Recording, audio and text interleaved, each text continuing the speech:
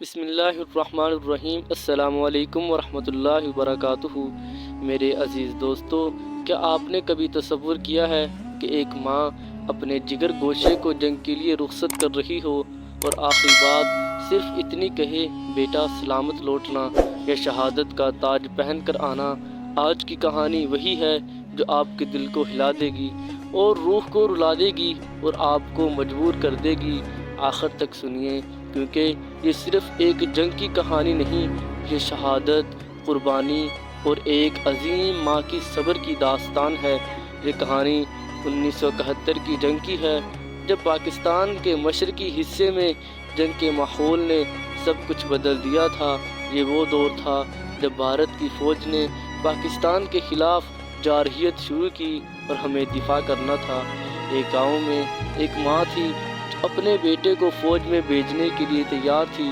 اس کے دل میں گھٹتے ہوئے خوف اور عزت کا مخلوط جذبہ تھا۔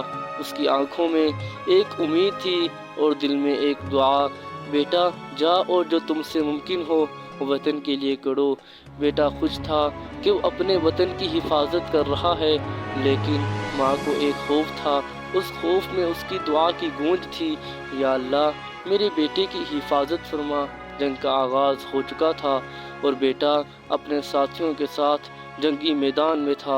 وہ ایک جانب کھڑا تھا جب اس کی ماں اپنے گھر کی دہلیز پر منتظر تھی، دل میں ایک دعا، آنکھوں میں آسمان کی طرف ایک نظر۔ جنگ کی شدت میں اضافے کے ساتھ بیٹا اپنی ماں کو ایک آخری خط لکھتا ہے جو وہ اپنی روانگی سے پہلے اسے دے کر جاتا ہے۔ خط میں اس نے اپنی ماں سے وعدہ کیا کہ وہ وطن کی سرحدوں کی حفاظت کرے گا اور دشمن کا مقابلہ کرے گا۔ اس کے الفاظ کچھ اس طرح تھے، ماں جب تم یہ خط پڑھو میں شاید میدان جنگ میں ہوں گا، تمہاری دعائیں میری طاقت ہے اور تمہارا یقین میری منزل۔ مجھے خدا پر یقین ہے کہ وہ مجھے سلامت رکھے گا، لیکن اگر میں کبھی واپس نہ آؤں تو بس یہ یاد رکھنا کہ میں نے اپنا فرض نبھایا ہے۔ تمہاری دعاؤں اور محبت کے ساتھ تمہارا بیٹا ہمیشہ تمہارے دل میں زندہ رہے گا۔ خط پڑھتے ہوئے ماں کی آنکھوں سے آنسو بہنے لگے۔